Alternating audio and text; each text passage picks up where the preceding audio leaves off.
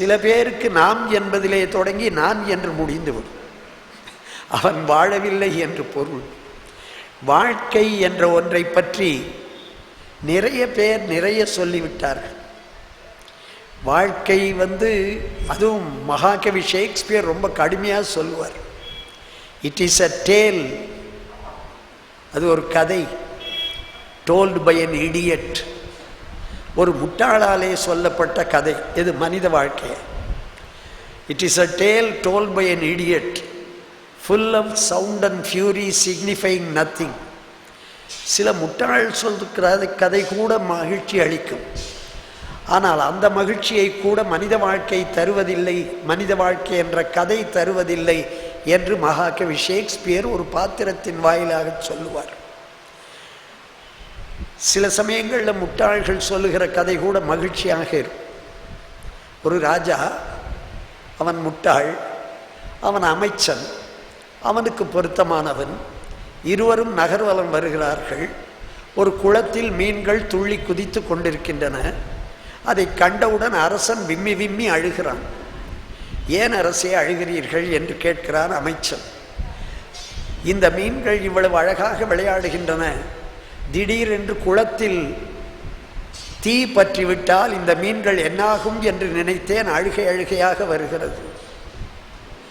உடனே அமைச்சன் சொன்னான், அதற்காக நீங்கள் கவலைப்பட வேண்டாம் அரசே, குளத்தை சுற்றிலும் மரங்கள் வளர்த்திருக்கிறோமே, எதற்கென்று நினைக்கிறீர்கள்? குளத்திலே நெருப்பு பற்றி கொண்டால் மீன்களெல்லாம் மரத்தில் ஏறி தப்பித்து கொள்ளும், நீங்கள் கவலைப்பட. இது ஒரு முட்டாள்தனமான கதை. ஆனால் இந்த கதை கூட உள்ளத்திலே இருக்கிற இறுக்கத்தை நெகிழ்வித்து உதட்டிலே சிரிப்பை கொண்டு வருகிறதே, அது கூட இல்லை. It is a tale told by an idiot full of sound and fury signifying nothing. கூச்சலும் குழப்பமும் நிறைந்ததே தவிர எந்த விதமான லட்சியத்தையும் கொண்டதல்ல என்று மகாகவி ஷேக்ஸ்பியர் சொன்னார். வாழ்க்கை அப்படித்தானா? நம்முடைய பெரியவர்கள் வாய்த்தது நுந்தமக்கோர் பிறவி, இதை மதித்திடுமின். உங்களுக்கு இந்த பிறவி கிடைத்திருக்கிறது, இதை மதிக்க கற்றுக்கொள்ளுங்கள். இப்பிறவி தப்பினால் எப்பிறவி வாய்க்குமோ? இப்படியெல்லாம் நம்முடைய பெரியவர்கள் சொன்ன அந்த வாழ்க்கையை வீணாக்கி கொள்வதும் பயனற்றதாக ஆகிவிடுவதும் அது நம் கையிலே இருக்கிறது.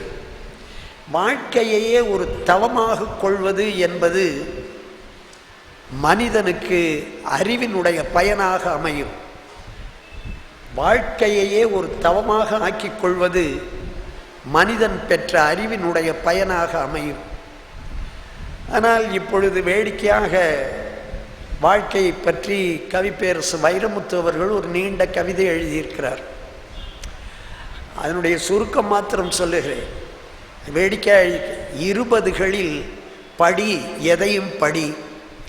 20களில்னா இன் 20ஸ்னு சொல்கிறோமே, 20லேருந்து 29 வயசு வரையிலும் படி, எதையும் படி. 30களில் நிதானத்தில் ஞானியாக இரு, சுறுசுறுப்பில் தேனியாக இரு. 30களில் 40களில் வாழத் தொடங்கிவிடு. 50களில் வாழ்க்கையையும் வழுக்கையையும் ரசிக்க கற்றுக்கொள். அப்புறம் தான் எல்லாம் உதிர ஆரம்பிக்க. எனக்கு ஒரு பல்லு கூட ஒரிஜினல் பல்லு கிடையாது. அதுக்காக நான் கவலைப்பட்டேன்னா வாழவே முடியாது, மேடையில் உட்காரவே முடியாது. பல் துளைக்கிட்டு இருந்தேன், வாஷ் பேசினில் டக்குன்னு ஒரு சத்தம். என்னன்னு பார்த்தா கடவா பல்லு. எடுத்து கையில் வச்சுக்கிட்டு, நண்பா, அருமை நண்பா, கடந்த 40 ஆண்டுகளுக்கு மேலாக என்னுடன் இருந்து சீடை முறுக்கு அனைத்தையும் கடிக்கவே முடியாதபடி என் மனைவி செய்த பொருவிளங்காயை கடித்து தின்னவும் எனக்கு துணை புரிந்தவனே, நீ இப்பொழுது என்னை விட்டு பிரிகிறாயா? போய் வா என்று குப்பை கூடையிலே போட்டுவிட்டு பல்லை கட்டிக்கொண்டு என் பயணத்தை தொடர்கிறேன். ஆக 50களில் வாழ்க்கையையும் வழுக்கையையும் ரசிக்க கற்றுக்கொள். 60களில் கிளியோடு பேசு, கிளியோடு பேசு. ஏன்னா 60 வயதுக்கு மேலே ஒருத்தனும் பேச்சு துணைக்கு பக்கத்தில் வரமாட்டான். டேய் பெருசு உட்காந்துருக்கு, அந்த காலத்தில் என்ன ஆரம்பித்தா நம்மளால் தாங்க முடியாது, அவன் ரூட்டே மாற்றிட்டு போயிடுவான். 60களில் கிளியோடு பேசு, நாயோடு தூங்கு, அப்புறம் கம்பேனியன் இல்லை. புரிந்தவர்களுக்கு தெரியும். நம்முடைய பிள்ளைகள் எல்லாம் பாசத்தை காட்டுவதற்கு நம்மிடம் இல்லை, எல்லாம் பறந்து சென்று விட்டார்கள். ஆகவே பாசத்தை காட்டுகிற முயல்களை வளர்த்துப்பார். 60களில் 60லேருந்து 69 கிளியோடு பேசு, நாயோடு தூங்கு, முயல்களை வளர்த்துப்பார். அப்படியும் பொழுது போகவில்லை என்றால் மனைவிக்கு பேன் பார். அது இவ்வளவு நாள் உன்னோட குப்பை கொட்டினவளுக்கு இந்த உதவியாவது செய்யக்கூடாதா? 70களில் இந்தியாவில் நீ இருப்பதே உபரி. காலில் வலிமை இருக்கும் போதே நடந்து கல்லறைக்கு போ, ஜனகண மன அதிநாயக ஜெயகே அப்படின்னு முடிச்சிட்டார். இதை நான் ஒத்துக்கிறதே இல்லை, இந்த கடைசி பகுதியை ஒத்துக்கிறது இல்லை. ஏன்னா அதை ஒத்துக்கிட்டு இருந்தால் 10 வருஷத்துக்கு முன்னே நான் போயிருக்கணும். இல்லை, பாரதி அப்படி சொல்லலை. விநாயகர்கிட்ட கேட்கிறான், எனக்கு வேண்டும் வரங்களை இசைப்பேன் கேளாய் கணபதி. எனக்கு வேண்டும் வரங்களை இசைப்பேன் கேளாய் கணபதி. அஞ்சு கேட்கல, கெஞ்சி கேட்கல, பிச்சை எடுக்கல, இசைப்பேன் கேளாய் கணபதி. மனத்தில் சலனம் இல்லாமல், மதியில் இருளே தோன்றாமல், நினைத்த பொழுது உன் மௌன நிலை எனக்கு வர வேண்டும். எந்த கணம் நினைக்கிறேனோ அந்த கணத்தில் நான் யோகத்தை எய்த வேண்டும். மனதில் சலனம் இல்லாமல், மதியில் இருளே தோன்றாமல், நினைத்த பொழுது உன் மௌன நிலை எனக்கு வர வேண்டும். கனக்கும் செல்வம் 100 வயது இவையும் தர கடவையே. உனக்கு கடமை, 100 வயது எனக்கு கொடு, கனக்கும் செல்வம் எனக்கு கொடு. நிறைய செல்வம் எனக்கு வேண்டும், 100 வயது எனக்கு வேண்டும்.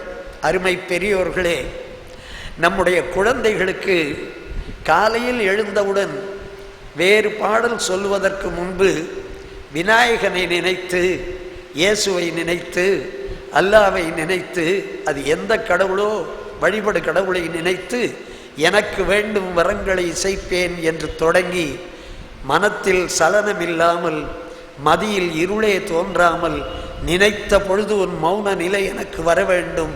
கனக்கும் செல்வம் 100 வயதும் இவை தர கடவையே என்று நம் குழந்தைகள் நாள்தோறும் காலையில் சொல்லுமாறு பழக்கி கொடுக்க வேண்டும். எதை கேட்பது என்பதே தெரியாத வாழ்க்கை நம்முடைய வாழ்க்கை. அந்த குழந்தைகள் இதை கேட்க வேண்டும் என்று சொல்கிறான். வாழ்க்கை என்பது அற்பமானதல்ல, வாழ்க்கை மிகவும் முக்கியமானது. இந்த உயிர் பெற்ற இந்த வாழ்க்கையை மதிக்க கற்றுக்கொள்ள வேண்டும் என்று சொல். என்னை நான் மதிக்காவிட்டால் எவன் என்னை மதிக்கப் போகிறான்? என் வாழ்க்கையை நான் உயர்ந்ததாக ஆக்கிக் கொள்ளாவிட்டால் என்ன பயன்? அச்சமும் கவலையும் பொறாமையும் சூழ்ச்சியும் சூதும் வஞ்சனையும் அத்தனையும் என் உள்ளத்திலே நிரப்பி என் வாழ்க்கையை நான் பாழ்படுத்திக் கொள்வேனேயானால் என்ன பயன்? அம்மாதிரி வாழ்க்கையை நாம் இழந்துவிடக்கூடாது என்பதற்காகத்தான் நம்முடைய பெரியவர்கள் நல்ல நூல்களையெல்லாம் நமக்கு எழுதி தந்தார்கள். அந்த நூலிலே ஒன்றுதான் பாரதம். மற்ற எந்த நூலுக்கும் இல்லாத ஒரு பெருமை, விநாயக பெருமான் பாரதத்தை எழுதுகிறார். வியாசர் வந்து கேட்கிறார் விநாயகரிடத்திலே, நான் பாரதம் சொல்லுகிறேன், நீங்கள் எழுத வேண்டும் என்று. விநாயகர் எழுதுகிறேன் என்று ஒத்துக்கொள்ளுகிறார். ஆனால் ஒன்று சொல்லுகிறார், நான் எழுதி கொண்டே போவேன், நான் எவ்வளவு வேகமாக எழுதுகிறேனோ அவ்வளவு வேகமாக நீ சொல்ல வேண்டும். ஒரு கணம் கூட தாமதிக்கக்கூடாது, இடை இருக்கக்கூடாது. உடனே வியாசர் சொல்லுகிறாராம், நான் ஒரு கணம் கூட இடையீடு இல்லாமல் சொல்லுகிறேன், ஆனால் நீங்கள் புரிந்து கொண்டு எழுத வேண்டும். அந்த காலத்திலேயே புரியாமல் எழுதினவன் ரொம்ப பேர் இருந்திருக்கிறான் போல. நான் என்ன சொல்லுகிறேனோ அதை புரிந்து கொண்டு நீங்கள் எழுத வேண்டும் என்று முடிச்சுக்கள் வைத்து மகாபாரதத்தை சொல்ல விநாயகப் பெருமான் எழுதி கொண்டே வரும்போது அவருடைய ஒற்றை கொம்பு உடைந்ததாகவும் அந்த எழுத்தாணி உடைந்ததாகவும் கொம்பை எடுத்து எழுத்தாணியாக்கி பாரதத்தை எழுதி முடித்ததாகவும் நம்முடைய வரலாறுகள் சொல்லும்.